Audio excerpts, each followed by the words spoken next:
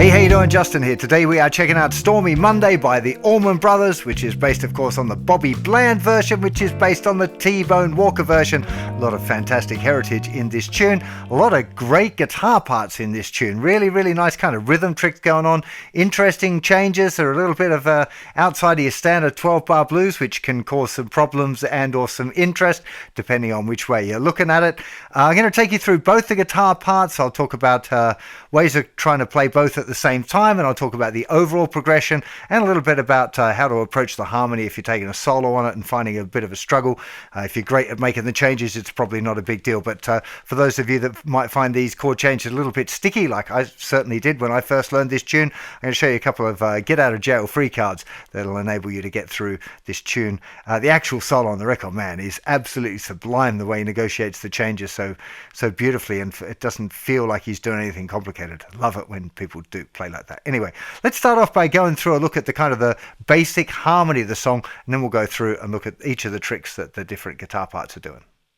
This song is based on a 12-bar blues in the key of G, but with a few really interesting changes. So after the intro, it's doing a G, 2, 3, that's G7, I guess, and then to C7 for a bar, 2, 3, 4, and then it goes G7 for 2 beats, G sharp 7 for 2 beats, and then back to G, 2, 3, 4, and then to C7, 2, 3, 4.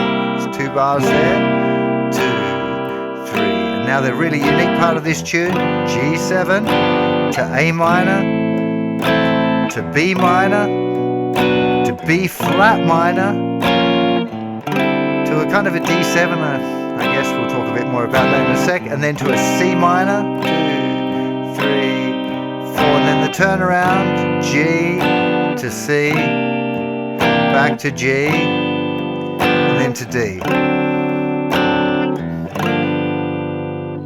There's quite a few extra fancy chords going on in the Allman Brothers, so let's have a talk about those before we get into exactly how the licks are being used.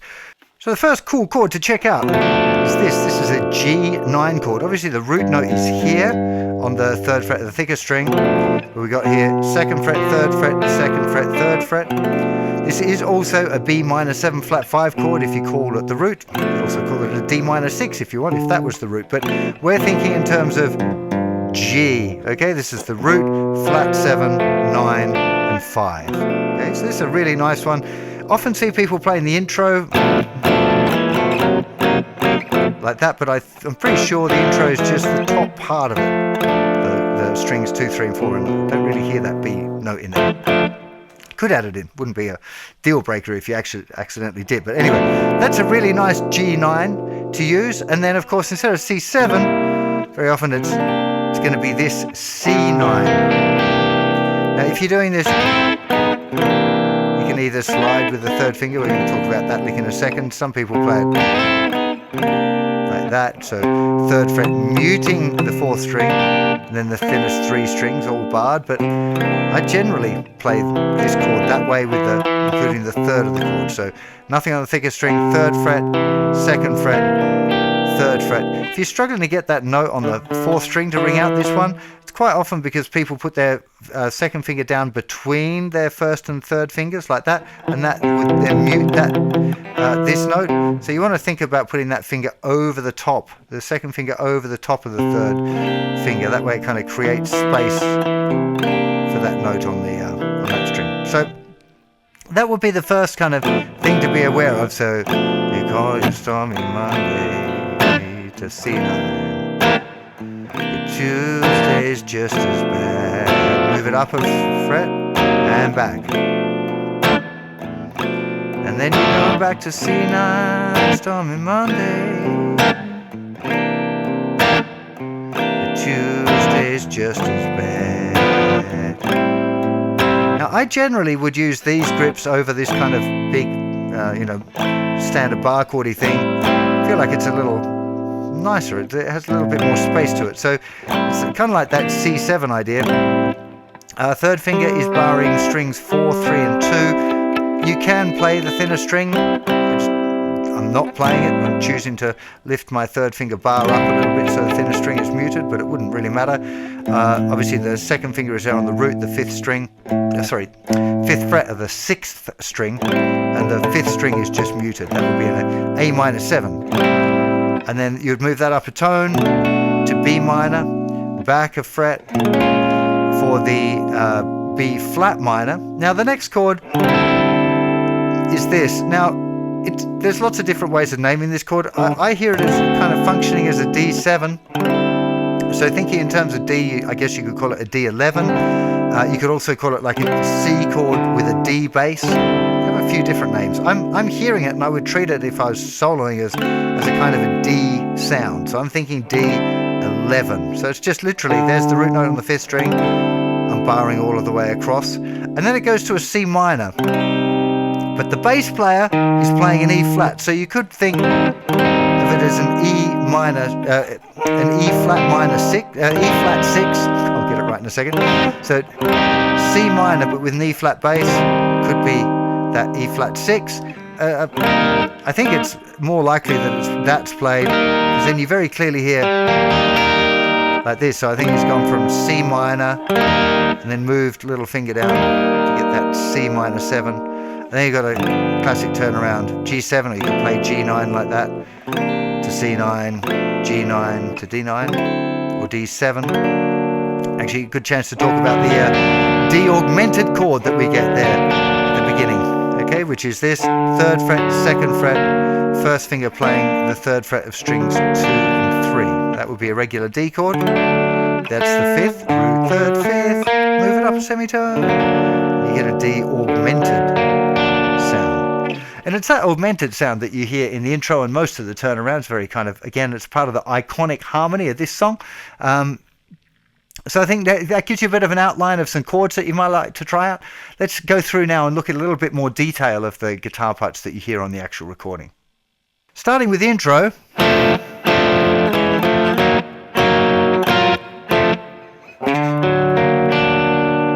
So it's this chord, the G9, but I'm not hearing that B note in the intro.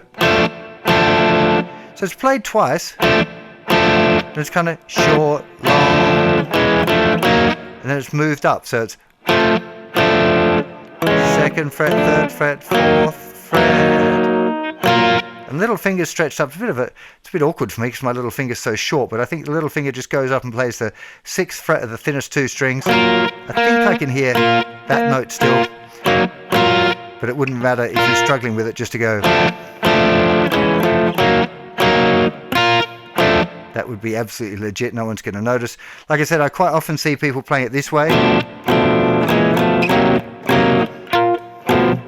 Okay, but it doesn't really matter, you know.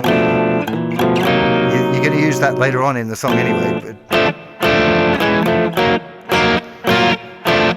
and you've got that D augmented, just playing those notes one at a time. Now, after that, we get into a really cool thing. I call it gospel slide. It's got a few different names. It's basically using the same shape on the guitar, can be a sixth chord or a ninth chord. It's a few different approaches to playing it, and most of them are used in this song, which is really nice. So we first encounter it like, okay, third finger, third fret of the fourth string, little finger goes down in the third fret of the second string. We're not going to play that note yet. We play the fourth string, slide it up to the fifth fret, then we play the second string, back to the fourth string, and slide them back together while keeping the pressure on that top note. So you get both of the notes ringing out.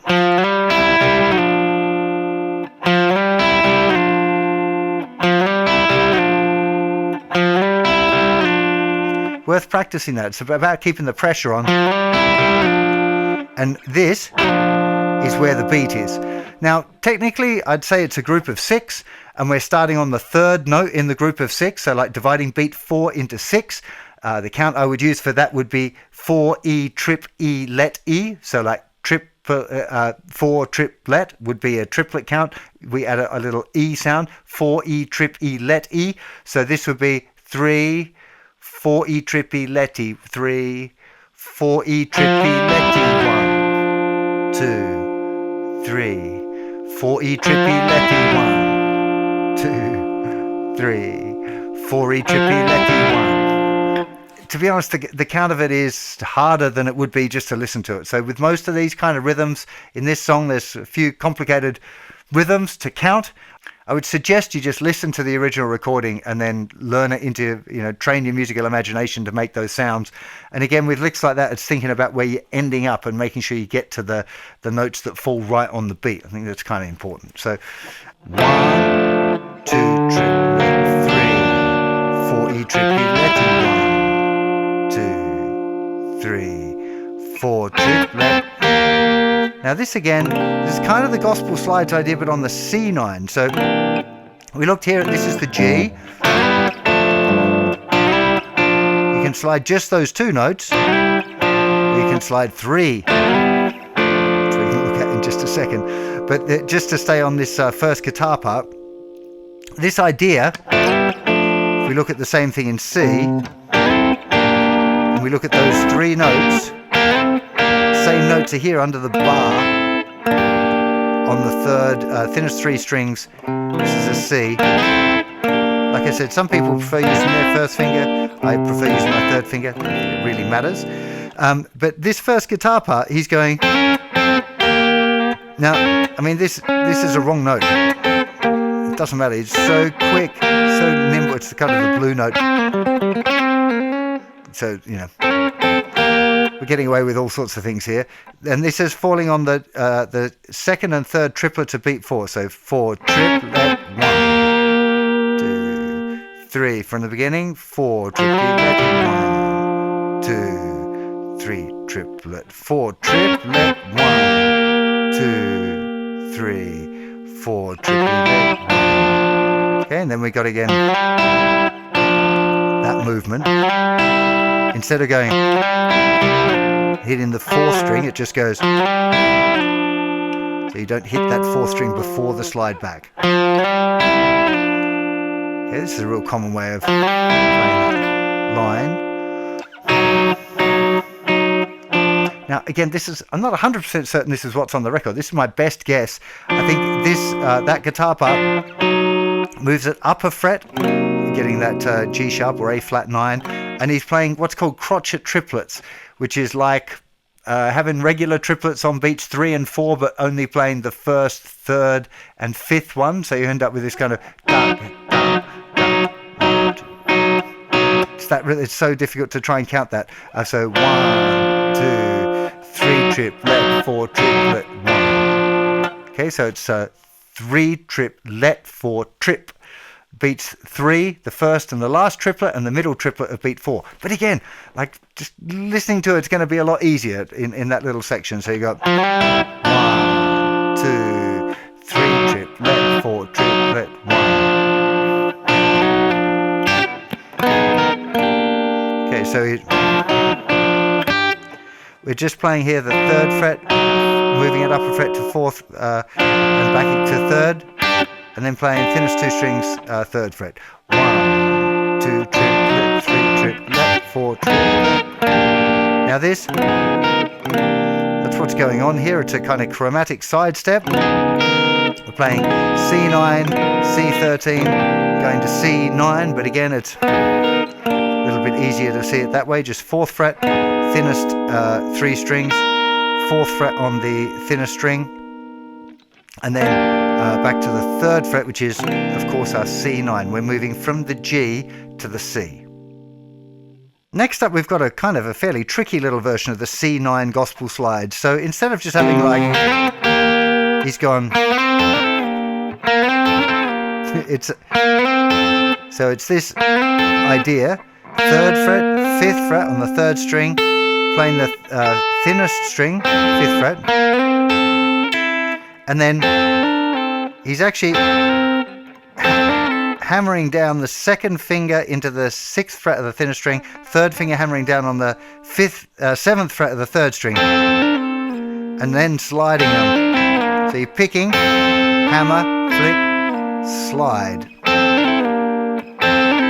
Again, this is my best guess. I'm not 100% certain this is what it is, but that's what it sounds like to me. it's a little bit hard to be exact with these sort of things, and I don't really know that that's the point. It's a lovely lick, played it like this, or if you want to play it slightly more like the record, if you disagree, then change it, you know, but this would be a really good starting point. That's, you know, my best guess at that lick. Again, it kind of sounds like starting on the third note of a group of 6, but the little flutter, the little hammer-on part would be 32nd notes. But again, it's a slow blues. Calculating the exact rhythm there is a little bit. And now there's this 1, 2, 3, 4. So it's G, 2, 3, 4. So this is just a very small little A minor. Little finger goes down the 8th fret of the 2nd string, which makes it for an A minor 7. Then I think it's this, B minor 7 rather, and then down a fret to B flat minor. Then you hear this, you hear the additional note here, the B flat minor 7, little finger in the 9th fret, played twice. Now I think this guitar is just playing this, could be doing that whole thing with the D on the bass, but I think it's just the C triad. Now I'm definitely hearing this chromatic going 4th fret, 5th fret, but then you mainly hear the C minor, that guitar. I think this one goes up to here, to the 8th fret, the C minor that way. So 1, 2, 3, 4, triplet, up to the 8th fret, the C minor. We'll talk about what to do with that 5th fret in a second. And then there's a little 6th fret on the last beat of the triplet on beat 4 on the thinnest 2 strings, 6th fret, and then you've got the turnaround G7, C7, G7 to D augmented. It could be this, or it could be this to C7, G7, D9. I'm not sure. Actually, it's definitely D augmented. The one thing I didn't mention there when I was talking about the chord, when it goes to this, the 5th fret, it sounds like he's using the side of his finger very lightly on the strings. So if I do it with a pick, I tend to use my driving finger just to rub on the strings there. So I'll play it, and then I'm just doing that little rub there. And then I go back to using my pick again, but just somewhere over the neck, rubbing lightly on the strings. A really nice kind of a effective kind of rhythm technique that you can use in the blues tune. I really love the way it kind of fits with this track. It gives a little bit of weight on it. Remember, there's a lot of Hammond going on here as well, so there's a lot of things going on this track, but it's a really nice way of bringing that out. And then that end, this is nice little grips for this section as well. So G7, just literally 1st finger 3rd fret, 4th string, 2nd finger 3rd fret, 2nd string, 3rd finger in the middle, 4th fret. To get to the C9, you're kind of going to keep that note the same, but changes the fingering. So 1st and 3rd finger slide back, little finger takes its place and back, and then to the D augmented. Let me just play through that first guitar part again now, all of the way through, just nice and slowly. So you got 1, 2, 3, 4, stretch there, D augmented, 3, 2, 3, 4, triplet, 1, 2, 3, 4, triplet, 1, 2, 3, triplet, 4, triplet, 1, 2, triplet, 3, 4, 1, 2, 3, 4, 2, 3, 4 to G, 2, 3, the A minor to the B minor, 2, 3, 4, triplet, 1, 2, 3, 4, triplet, 1, 2, 3, 4, triplet, 1, 2, 3, 4, 1, 2, 3, triplet, 4,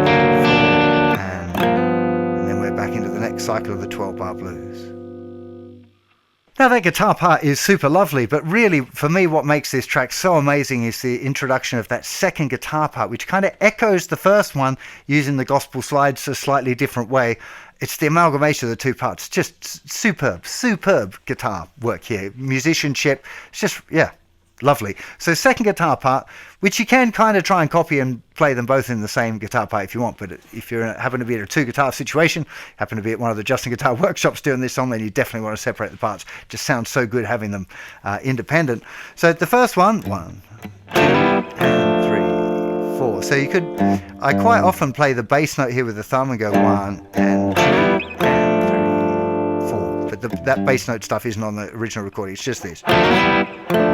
Now what's going on here, just to be clear, this is a G6, that's a G9. So it's going the same shape, G6, G9, 1, 2, and 3, 4. I tend to use fingerstyle for this one, I don't know. Maybe it's just to help make the guitar part sound different, but I'm using pick and then fingers to grab the chord. 1, 2, and 3, 4. Then it goes to C. Now again, I'm using that the same shape, but you could do it there on the C. But again, I like to try and keep different parts kind of separated a little bit, so I'd rather do that C up here on those thicker strings, keeps it a little bit fatter and a little bit warmer, add some sort of difference there between the two parts. So I go G, 2 and 3, 4 to C, 1, 2 and 3, 4, 1, 2 and 3. So now we've got the slide. It immediately goes up a fret to the A flat 9. 1, 2 and 3, 4 and 1. And then there's a little, I think I'm hearing these two sixes here played on the last triplet of beat 4. So 1, 2 and 3, 4 to the G. 1, 2 and 3, 4 triplet. 1, 2, 3 triplet, 4. And then there's that little stab. Again, I'm not 100% certain that it's the stab isn't just the first guitar part. Seems in my headphones to be coming out of both the guitar parts, so suspect they're playing it together. But wouldn't really matter. And again, you could just leave it out if you were concerned about it. There's another chord there in this guitar part, but I can't decide what it is, so I've just left it out. But there is another chord playing the C sharp, the movement just in that spot. Annoys me when I don't get all of the bits, but you can listen to it. Do a deep dive yourself. Get stuck in with the headphones and really see if you can nail down these little sections. Good fun. Good to play detective now and again. Okay, then it goes back to the C. You've got that same lick again. It does that twice. Just without the bass note, of course. Now you've got this. 1 and 2 and 3, 4. So it's just the G, regular G triad. 1 and 2 and A minor for 3, 4. Then 1 and 2 and 3, 4. Sorry, it's 1 and 2 and 3, 4. That's it. It doesn't have the root note there. It's just that 7th fret, so it's still a B minor. 1 and 2 and 3, 4. This is just make it a minor 7. 6th fret with the minor 7. Then 1, 2, 3, 4. Then C minor for 2 beats. Little finger drops down onto the 6th fret of the thinner string to play the sort of be a C minor 7. 1, 2, 3, 4. 1 triplet, 2 triplet, 3. What's the rhythm there? It's just a G triad again. 1 triplet, 2 triplet, 3. How much attention you want to play to exactly that rhythm? It's up to you. Telling you what's on the record, but you could play it any way you like. 1 triplet, 2 triplet, 3, 4 trip.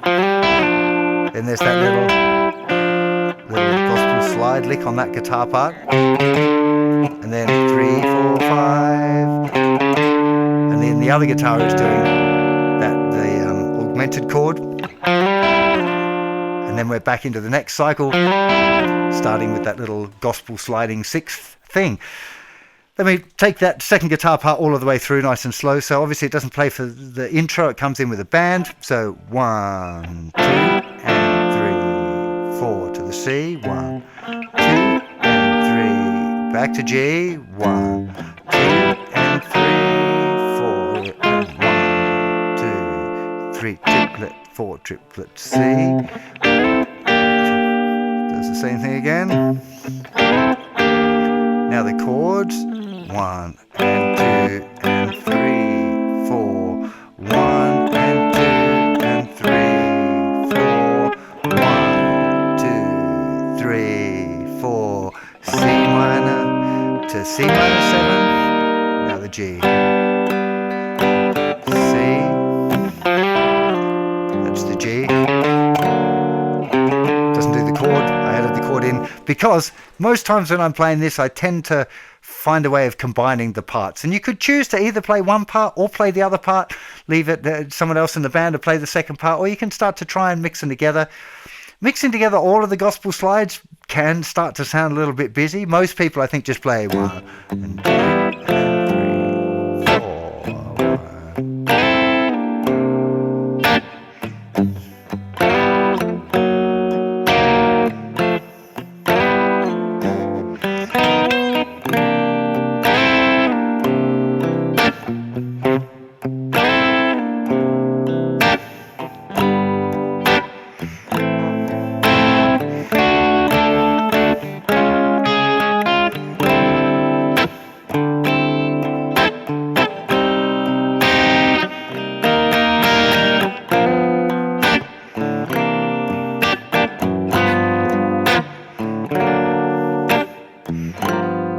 That's the kind of thing that most people would kind of settle on. It is possible to add a little bit more, so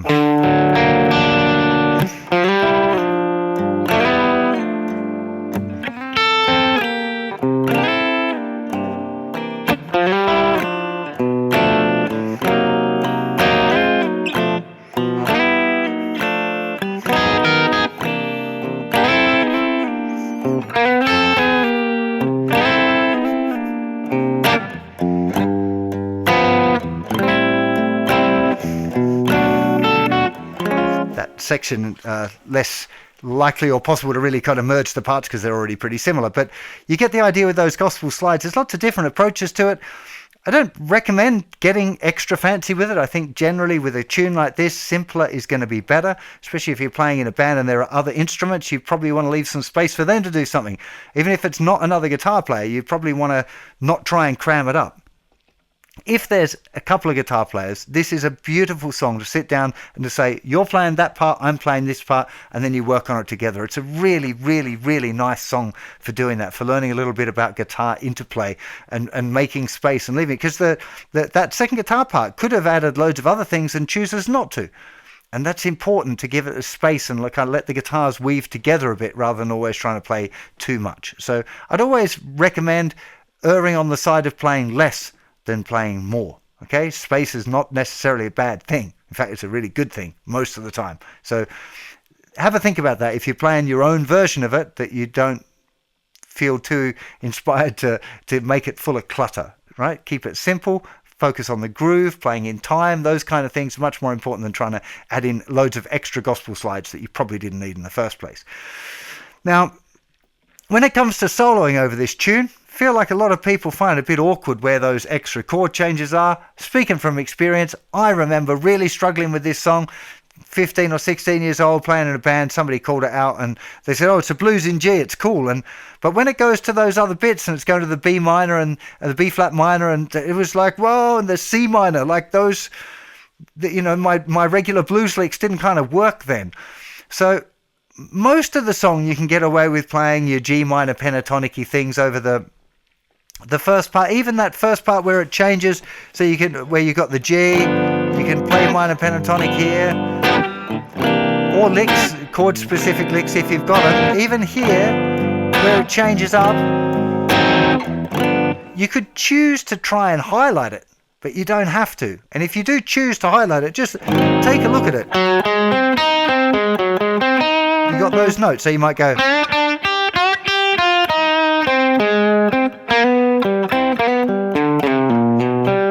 So you're deliberately just playing blues. When it goes to that, you could try and target some or just one of those notes. So maybe you could target that note, which is in the chord, but it's also in your minor pentatonic. So you might go.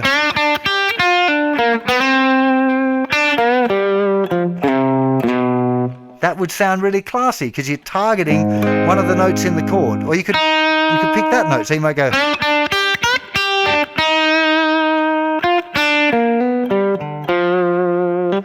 So the trick, the thing that I wish somebody had explained to me when I was 15 playing this song and floundering around, was take a look at the chord shape, because I knew what the chord was, but I was getting into all of this tiz about what would be the right scale or the right harmony. But if you just think of the shape of the chord, it's your get out of jail free chord, because it's your get out of jail free chord or card, depending on which way you want to look at it. So it's a nice way of getting out of that particular one. And then you're back and it's playing at the C7 and it's all good. The next tricky part, those things can feel a little bit strange, right? So again, have a look at the shape. So you've got G. There's your A minor. Just think. You could think A minor pentatonic if you want. That would work. B minor. B flat minor. The reason that the minor pentatonic works is because the difference between a minor 7 arpeggio and the minor pentatonic scale is the minor pentatonic just adds one note.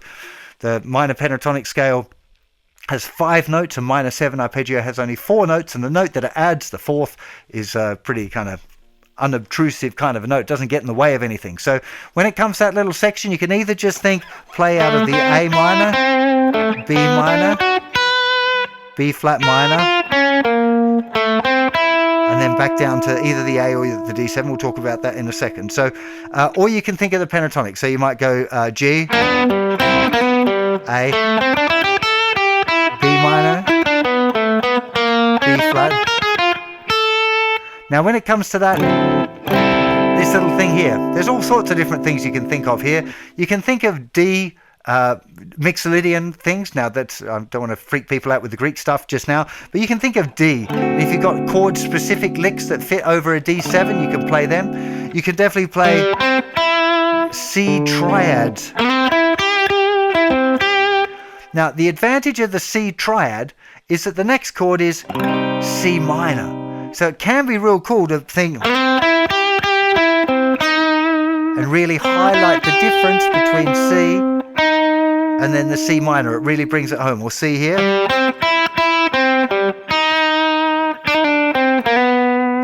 So the C minor is a fairly unusual chord to find in a G major type of blues as well. It's beautiful. It's commonly the Beatles trick, the 4 chord to the 4 minor, if you happen to be hip with that sort of music theory. So let's go talk through the harmony again for this part. So you're thinking G, A minor, B minor, B flat minor. Now here you're thinking D, or you're thinking C major. Then it goes here, C minor.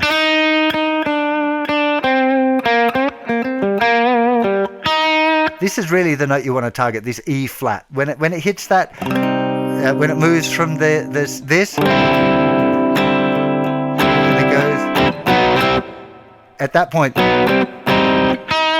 that's the E flat. You want to really just nail that sound. If you can hit that, it's going to be like, yeah, wow, it's really nailing the changes. And that's the chord. When I've been out and about and seen people covering this song and it's gone a bit sour for the soloist, it's often on that chord because they missed that note and they're not sure about what to play. If you're really stuck, just stick in the G minor pentatonic scale, but if you can, try and hit that. I would say that would be the one note to really kind of nail down at that particular point in the solo. Then you've got the turnaround, so I'm hoping you got some turnaround licks that you could pop in at that point in the solo. I really feel like it's the looking at the chords thing is the little tip I can give you that really helped me when I was struggling with because there are lots of songs like this, lots of bluesers and other kind of pop and rock songs which are predominantly in one key, and you can use a minor pentatonic or blues or rock licks most of the time, and then there's this one chord that's like, oh my god, what am I going to do here?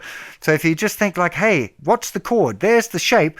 Just hit one of the notes of the chord. It's going to work every time, right? If there's a chord being played and you hit the chord tone, it's going to sound good.